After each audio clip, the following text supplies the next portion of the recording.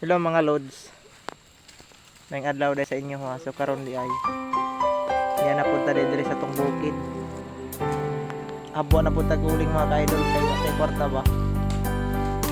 So araw